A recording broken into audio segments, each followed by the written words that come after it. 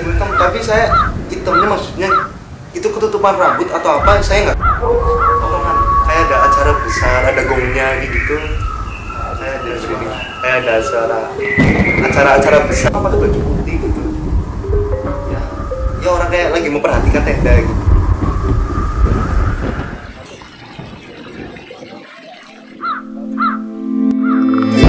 Keren. Selamat pemberani. Wah, kemarin apa namanya Mas? Saya Wimpi. Wimpi, keren. Wajahnya itu nyasar kayak panik gitu ya. Enggak sendiri, ini baru sekali. Keren. Biasanya berdua. Saya salah via, besok ngojek lah ke Via Solo. Bukannya gimana saya ngisi ini biar selamat sampai atas. Kita yang 7 itu lagi bersihin ini. Ada. Enggak ada kain, Mas. Demi Allah. Iya sama cerita Mas itu. Cuma ada ini wong saya isi ini. Kemarin yang berdua nyasar itu ya seperti itu. Dia gak ngeliat kain, gak lihat saya, tapi dia pancoran 7. Kok para pendaki pada kain. Jadi mereka bilangnya kayak gitu. Kainnya dari mana gitu kan? Saya tanya, kalian lewat tangga atau lewat mana kan? Lewat tangga bang. Kamu lihat kain? Lihat. Kalian nggak lihat kain? Pos 4 apalagi, cuma kayak gitu doang. Saya bener-bener biasanya saya bawa 2 botol tuh. Nggak cukup ya? 2 botol cukup. 1 pokoknya habis cuma untuk daki, 1-nya buat makan terus turun. Sama summit paling nyukup saya biasanya. Di mana gunung mana aja. Tapi saya karena tahu ya biar ringan aja lah, bawa 1 aja. Bener-bener kehabisan dari pos 4. Saya kehabisan. Masih posisi naik. Salah saya di pos 3, saya mau beli apa ya, tapi ibunya lagi motongin pohon di bawah loh. Saya tungguin sekitar 40 menit saya di situ, kok ibunya nggak balik-balik. Daripada saya turun lagi, ya udahlah, lanjut. Posisi masih dikit lah, dikit banget. Terus naik, ketemu beberapa pendaki, tapi saya masih belum minta tuh airnya. Terus bener-bener sampai putus asa, saya ngantuk banget. Lagi ngerokok saya tidur. Saya bener tidur, pas dengar ada orang, terus langsung melek. Mas, pos 5 jauh apa enggak? Kayak gitu. Saya lihat di sini nih, kan sekitar 65 menit dari pos 4. Masnya kok bilang 1 jam lebih? Padahal dia nggak bawa carrier. Posisi turun loh, kayak lama banget. Kok ada yang turun, kayaknya udah jalan lama banget. Turun, Mas, pos 5 masih jauh enggak? Kirain mau jawab, oh itu Mas lurus belok kanan sampai 1 jaman Mas. Wah, nggak jadi nih. Terus tinggal pilihannya turun apa naik. Terus akhirnya saya naik, ketemu porter sama nganter 2 cewek anak pondok. Masnya tahu nggak ya? Yang pakai panjang. Nah lewat itu terus ngobrol lama, ngobrol terus akhirnya ya Mas saya temenin, berdua kan solo kan, temenin. Iya Mas nggak apa-apa, tapi dia kan bawa tas kecil lebih cepet kan. Mas jenengan bawa kehujanan apa soalnya mereka nggak bawa sama sekali, nggak bawa jas hujan. Jangan saya ada takutnya. Ya udah Mas duluan aja, nanti saya susul di atas. Ya udah, saya jalan lagi sampai bener-bener pos 5 kehabisan air. Saya niat mau ambil di Hargo dalam. Botolnya udah bener-bener kosong. Saya juga minta pendaki satu kali saya minta minum. Terus tiba-tiba nggak lama Mas mereka turun. Mas sudah sampai puncak. Udah Mas. Terus ya cerita saya, ini saya mau ambil di Hargo dalam. Wah Mas lumayan jauh sih ini, mendingan bikin tenda saya bantuin. Terus akhirnya ternyata dia nimbun air, ngambil di pos pos 5 yang roda atas, itu Gupak Menjangan. Nah saya dikasih hampir 2 liter. Ya udah bersyukur, jadi nggak ngambil. Saya bersyukurnya sih di situ udah dibantuin. Terus kita kasih air ya? Iya dikasih air kan, wow bersyukur banget. Iya. Lah.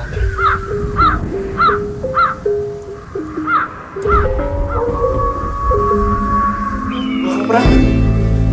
Enggak, pasti tahu apa ada tujuan. Nih, di sini lewatin ini kan? Nah ya aku di sini nih. Padahal bahaya nih kalau jalan air, cuma aku udah capek lah, udah di sini aja. Lo kan hujan tuh ya dari itu. Oh ini dia. Oh ini tuh. Iya kan, ingat kan? Di situ. Camp di pos 5 serasa milik sendiri, nggak ada siapa-siapa. Awal daki itu di tahun 2020 itu awal itu Gunung Prau itu paling awal. Lawu itu sebenarnya itu gunung ke 7. Jajan sama teman berdua. Yang teman saya itu orang Solo. Nah tapi ketika saya di sana tiba-tiba ya nggak bisa karena ada katanya baru ngurus berkas KKN gitu. Jadi ya udah daripada balik juga ya perlengkapan saya lengkap kayak itu ya, jadi lanjutin aja lah kayak gitu. Pertama kali ke Lawu sebenarnya kalau naik gunung itu ganti-ganti sih, maksudnya nggak pernah yang misal kayak Gunung Prau lewat via ini. Jadi kalau satu gunung udah naik ya udah besok lagi kalau mau ngulangin gunung ini kayak udah males gitu loh, jadi ganti gunung lagi nanti via ini sensasinya gitu. Benar, mungkin kalau mau mendaki gunung itu lagi misal saya udah pernah naik Gunung Prau nih, tapi yang pas itu lewat Patak Banteng ya besok lagi kalau mau naik ya saya nggak mau lewat Patak Banteng, paling lewat ya Dieng kayak gitu, nyari yang beda. Yang paling horor itu Gunung Lawu jelas. Gunung Lawu paling Solo, saya naik gunung solo hiking itu 2, Gunung Prau sama Lawu, tapi yang paling horor tadi katanya itu Lawu tetap. Yang ibaratnya gini lah, dulu saya nggak terlalu tidak terlalu percaya sih, gimana tidak percaya yang hal-hal kayak gitu mistis apa-apa, karena ya memang ya belum pernah sampai umur 22 lagi gini sebelum naik Lawu itu belum pernah yang namanya ibaratnya ya dikelihatanin hantu atau kejadian aneh itu belum pernah. Tapi ketika di Lawu itu ya bener-bener saya ngalamin, dan akhirnya ya sekarang saya jadi lebih ya ibaratnya mereka memang ada, saya pernah mengalami kayak gitu.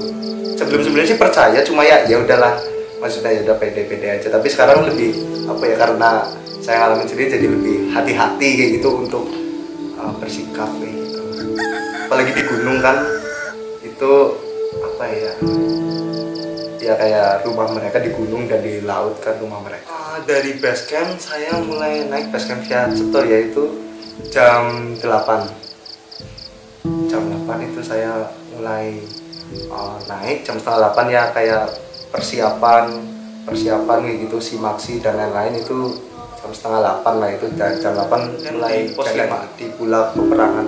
Di paling horor emang bener, tapi kan kenapa saya ngecamp di situ? Padahal solo hiking kan biasanya orang-orang pada ngecampnya itu di Bokyem ya, karena ibaratnya ya keluar tenda tinggal nanti ke belakang beli ke warungnya, maksudnya beli makanan apa-apa. Nah, kenapa saya nggak ke situ ya, ibaratnya udah sendirian tapi ngecamp di situ ya karena saya sebenarnya dari planning awal memang saya mau ngecamp di Bokyem. Cuma karena saya udah merasa capek sendirian juga, saya nggak bisa memaksakan gitu, jadi saya cari aman, mau nggak mau saya ngecamp di situ.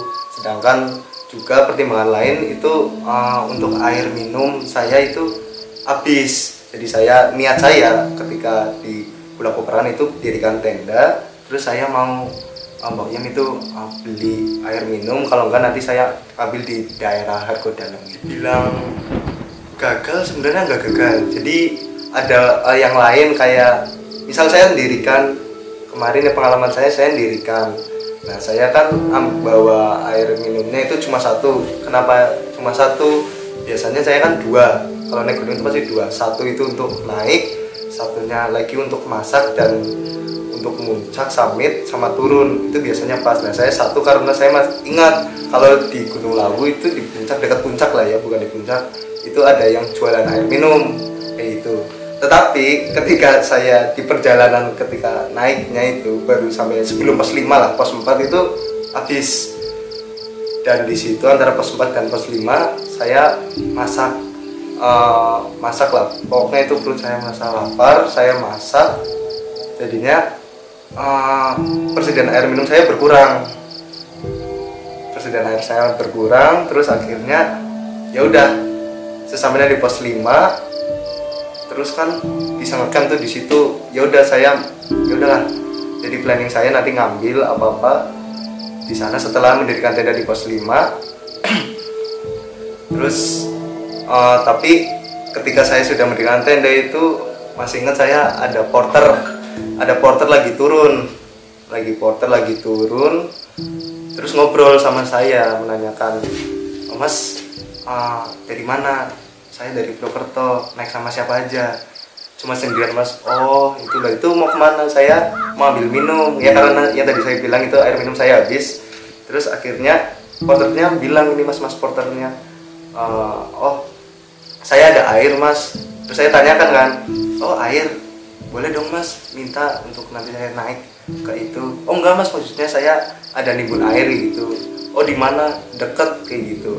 Dan terus akhirnya Masnya ngambil. Nah itu, terus ya mungkin 5 menit atau 10 menit tiba-tiba Masnya turun bawa botol itu 1,5 liter. 1,5 liter itu masih segel kayak gitu. Itu sih paling jadi saya ingin apa ya, Mas itu di situ kan ya saya merasa berterima kasih, saya ingin memberikan sesuatu tapi Masnya benar-benar nggak mau. Tapi akhirnya ketika Masnya mau turun saya memberikan uang ibaratnya untuk masalah saya insya Allah mampu, kalau capek atau apa ya saya mending sabar dikit ya. Makanya tadi itu saya minumnya kurang ya, saya nggak ngoyos, ibaratnya harus ngecamp di Bokiem. Yakin ya. Ini ada cerita lagi sih, setelah jam 3 kan itu tadi kan dapat air. Terus ya saya capek, saya tidur. Nah beberapa kali saya terbangun karena ada pendaki yang lewat di depan tenda saya gitu. Jadi saya pengen interaksi lah ibaratnya sama orang-orang pendaki yang lain kayak gitu. Dan saya juga berharap di situ ada yang ngecamp di dekat tenda saya untuk menemani lah, karena saya kan sendiri solo hiking gitu. Tapi rata-rata pada ngecampnya itu di Bokiem gitu. Jadi ya udahlah, kalau mereka mau ngecamp di situ ya mau nggak mau saya ya udah tetap di situ aja, cuma hanya berharap saja gitu. Habis sholat asar saya tidur sampai maghrib. Sampai maghrib itu saya sholat maghrib. Habis itu saya bikin makanan. Itu murni saya baru pernah masak itu di dalam tenda. Kenapa?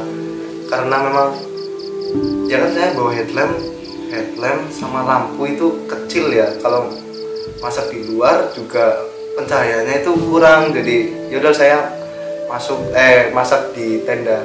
Sebenarnya itu nggak boleh sih kalau masak di tenda, karena takutnya ada hal-hal yang tidak diinginkan kayak gitu. Misal tendanya bisa kebakar karena itu tipis kan dan cepat bakarnya itu. Cuma saya ya udahlah, ibaratnya sendirian, maksudnya jadinya saya tetap masak itu. Tapi saya buka sletingnya kayak gitu biar ada udara asapnya itu bisa keluar. Nah di situ setelah habis itu kan matang, di situ saya masak mie sama minum Milo itu. Habis itu saya sampai itu kurang lebih sampai jam 7:30. Nah jam 7:30 akhirnya kan ya saya itu di situ bener-bener bingung mau ngapain, sinyal nggak ada apa-apa ya. Saya hanya buka HP itu galeri bolak-balik. Habis tidur itu kurang lebih itu 10 menit atau 15 menit itu belum tidur. Jadi cuma apa ya, udah terlentang tapi belum tidur nih, kayak misal masih sadar kayak gitu. Nah saya di sini kayak dengar suara apa ya, suara aneh. Ini sebenarnya bukan suara aneh, saya sering mendengar suara kayak gitu tapi di kota, kayak misal ada acara besar kayak gitu, kayak nikahan di desa sebelah katakanlah, kan suaranya sampai sini, sampai rumah misalnya di desa saya maksudnya. Nah itu, saya mendengar di sana di Pulau Peperangan itu. Maksudnya kan harusnya ya, maksudnya secara logika itu sudah tidak terdengar. Kenapa tidak terdengar? Maksudnya itu udah jauh. Saya di beberapa gunung tidak pernah mendengar itu, kecuali di Gunung Prau. Kalau di Gunung Prau itu ya masih belum terlalu tinggi, jadi kayak ada suara dari masjid apa kan kedengaran. Nah itu di Gunung Lawu itu benar-benar udah tinggi, itu mendengar suara rame kayak gitu. Nah akhirnya kan saya udah terlentang sekitar 15 menit, saya bangun lagi. Dan di situ saya kayak apa ya, kayak shock sedikit lah, kayak nggak pernah apa ya, aneh gitu, ini apa ya maksudnya, kayak ada hal aneh. Nah, saya membuka HP lagi dong, saya membuka HP lagi ya, cuma lihat galeri, lihat chat-chat teman-teman saya, saudara, keluarga, kayak gitu. Terus saya di situ sekitar 30 menit lah saya HP-an itu bolak-balik, udah sampai bawah, scroll sampai bawah, lihat atas lagi, scroll lagi gitu, sampai 30 menit atau 40 menit malah. Akhirnya saya mikir, ini apa ya, kok nggak hilang-hilang kayak gitu maksudnya, atau juga udah malam kayak gitu loh, kok dengar itu. Akhirnya saya ingat-ingat apa ya, oh langsung saya di situ setelah mikir lama, saya ingat kalau saya itu belum sholat isya. Nah terus langsung kan saya tayamum di situ, terus saya sholat isya di dalam tenda, duduk kayak gitu. Karena ya tadi saya nggak mungkin bisa keluar karena gelap. Saya cuma bawa headlamp sama lampu senter yang ada 2 jenis lah itu lampunya. Jadinya saya sholat di dalam. Setelah di dalam saya sholat, terus akhirnya kan selesai nih sholatnya. Selesai sholatnya itu masih bunyi, ada suara itu. Kurang lebih sholat itu kurang lebih 10 menit lah. Tapi kalau dihitung pakai menit saya nggak tahu ya kenapa, karena tiba-tiba saya nggak ingat, kemudian nggak ingat dalam arti gini, ini suara hilang itu kapan, tiba-tiba saya udah nggak mendengar lah ibaratnya. Nggak sadar, cuma saya menyimpulkan sendiri itu ya mungkin 10 menit lah itu, karena tiba-tiba hilang. Nah pas tiba-tiba hilang saya nggak sadar kalau itu hilang, jadi nunggu berapa saat kayak suara potongan, kayak ada acara besar, ada gongnya gitu, kayak ada suara ya apa ya, yang tadi saya makanya saya bilang kayak ada acara, aduh saya jadi merinding, kayak ada suara acara-acara besar kayak gitu. Tapi ya itu sampai malam apa dan logikanya ya kalau misal logikanya gini, kalau itu suaranya saya dengar sampai pos 5, otomatis saya pos 3, pos 4 itu masih dengar suara orang kayak gitu, soalnya itu suaranya kencang. Cuma nggak ada suara orangnya, nggak ada, cuma hanya musik gitu. Apa ya, jadi takut, maksudnya hal yang selama saya hidup 22 tahun lah ya, itu nggak pernah yang aneh seperti itu. Ibaratnya kan dengar suara itu ya ketika lagi di rumah, oh itu lagi ada hajatan, ada apa gitu. Nah ini ya udah sendiri, soalnya saya di gunung, saya naik gunung berarti udah 8 kali, udah 8 naik gunung, nggak pernah yang ada namanya suara yang kayak gitu, kecuali ada saya terlentang nih, bangun saya HP-nya hanya sekedar melihat galeri, lihat chat yang dulu, terus chat yang saya belum balesin ke teman-teman itu, walaupun gak ada sinyal, saya yang penting menyibukkan diri gitu lah, jadi pikiran kisi, oh ini apa saya balesin, apa kayak gitu. Terus juga saya setelah saya selesai lihat HP, saya teringat kalau saya belum sholat, makanya saya biar lebih tenang lagi saya sholat. Itu sih hilangnya saya nggak tahu itu berapa menit, tapi kurang lebih mungkin 10 menit. Jadi tiba-tiba tuh udah ada suara ya, itu mungkin jam setengah 9 ya. Setelah ada suara kayak gitu, saya mungkin 30 menit atau 1 jam itu baru bisa tidur pulas. Tetapi setelah tidur pulas itu saya terbangun 3 kali lah, ya 3 kali. Bangun yang pertama itu kayak ada yang aneh. Yang pertama ini aneh, kenapa? Sebelum saya terbangun yang pertama itu saya kayak keluar dari tenda. Saya keluar dari tenda pas mimpi itu, jadi saya jarang sih, maksudnya saya tidur, saya mimpikan kalau saya lagi tidur di lokasi itu, kayak di rumah, di kamar itu belum pernah. Nah itu saya keluar dari tenda dan posisi itu saya lagi tidur, lihat, tapi dari luar tenda loh. Dan kayak ada orang, ya apa sih, ya bentuknya orang sih kayak gitu, lagi memperhatikan tenda saya. Tapi saya keluar pas di mimpinya. Terus ya itu mungkin 10 detik, 15 detik lah setelah saya melihat itu, saya terbangun. Aku madep kayak keluar dari tenda tapi rada tinggi gitu loh. Ya bukan di atas tenda sih, belakangnya kayak gitu. Lihat tenda, tapi aku nggak lihat orang, akunya lagi tidur, nggak, karena ketutupan tenda kan. Dan di pojok lah itu, di pojok dan atas itu kayak orang pakai baju putih gitu. Ya orang kayak lagi memperhatikan tenda gitu. Nah setelah itu kan ya ya belum pernah yang ibaratnya mimpi kok melihat aku lagi tidur sendiri, itu belum pernah itu ya, jadinya ya aneh itu keanehannya sih. Nah terus langsung kan bangun selama 15 detik lah, 15 detik ini saya udah lihat ada orang di luar, terus saya langsung bangun tuh, masuk apa ya, bangun lah gitu, terus langsung saya menghadap orang yang lagi memperhatikan saya, tapi kan saya di dalam tenda gitu. Saya bener-bener ya langsung kayak misalnya tenda kan ketutupan gitu kayak persegi gitu kan, saya langsung madap kayak gini ke arah orang itu, tapi kan ketutupan tenda gitu. Terus ya di situ saya sejam lagi lah, 1 jam saya itu biasa apa ya, mengatasi kepanikan, saya HP-an, saya lihat ibaratnya lihat WA, lihat galeri kayak gitu selama 1 jam, terus mau tidur itu ya lama lagi mungkin 20 menit 30 menit tidur. Nah ini itu yang bangun pertama. Yang kedua ini bangun aneh lagi. Kenapa saya bilang aneh? Saya kayak kejatuhan pohon, dan itu pohon diameternya 5 meter, ya ibaratnya 2 meter aja udah besar, ini 5 meter ya bener-bener ya nggak bisa didefinisikan berapa meter ya karena itu besar, ngerubuhin tenda saya.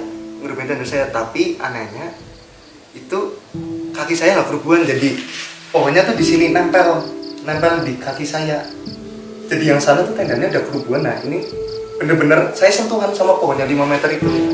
Nah saya bangun lagi, kalau ini langsung saya bangun refleks ya itu, saya oh kok aneh banget ini ya, ada apa gitu, terus saya tidur lagi. Nah yang ketiga itu ya saya bangun normal aja sih, kayak udah jam 4 lah kayak gitu, jam 4 itu bangun normal jam 4, terus saya siap-siap untuk submit kayak gitu. Lewat cetok mau, tapi saya nggak mau mengulang lagi unsur lagi kayak gitu. Tidak mau mengulang. Saya itu ketika saya lagi naik itu ya karena kan nggak dikasih tahu ya gitu, cuma simak ini, terus saya naik. Nah di Wonotirtonya itu saya hanya lihat jadi di tangga pertama, saya masih ingat itu tangga pertama itu ada kayak kotak amal. Nah di situ saya hanya melihat kotak amal, saya hanya melihat kelasa kosong, tidak ada orang sama sekali. Nah terus saya kan langsung naik sampai apa ya, saya pokoknya saya naik gunung selalu berdoa. Saya bukannya gimana, saya ngisi kotak amal tersebut, terus saya berdoa di depannya, ibaratnya kayak minta apa ya, keselamatan, apa saya berniat baik dan lain-lain kayak gitu. Karena apa, itu kan undang-undang kayak resmi lah gitu, apa ya, kayak untuk ziarah atau apa gitu. Nah saya cuma ngisi itu. Nah kan saya mengetahui itu ketika saya turun juga saya nggak lewat jalur via Ceto, saya nggak tahu lewat jalur sebelah itu, kalau nggak salah itu via Babar. Nah saya tahu via Babar itu dari mana. Nah ketika saya nyasar itu ketemu sama rombongan pendaki yang dari Jogja, Jakarta, sama yang penjaga situ. Nah saya dijelaskan kalau Gunung Lawu itu harus pakai selendang, dan selendangnya letaknya itu di sebelah kotak amal itu. Nah tapi kan itu saya diceritakan ketika saya udah turun, sebelumnya saya nggak tahu. Nah terus saya konfirmasi kan, emang ada selendang ketika saya naik itu kok nggak ada, padahal itu udah pembukaan jalur gitu. Terus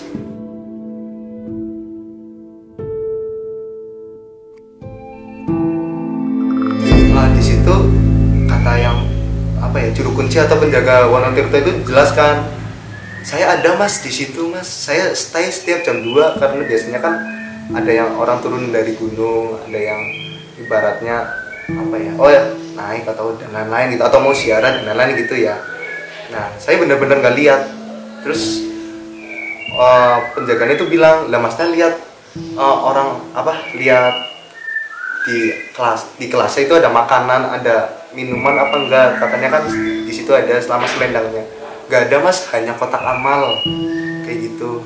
Terus ya saya juga bingung kan di situ, saya posisi loh kok gini ya, saya nggak lihat, saya hanya lihat kelasnya kosong, tapi kata mas-masnya ada makanan, ada minuman, dan mas-masnya stay di situ. Saya nggak lihat. Ya saya setelah saya naik Gunung Lawu dan saya ya emang kerasa itu saya sangat meyakini, ya otomatis penjaganya nggak mungkin bohong dong. Cuma saya pas itu ngeyel karena ya memang tidak ada kayak gitu.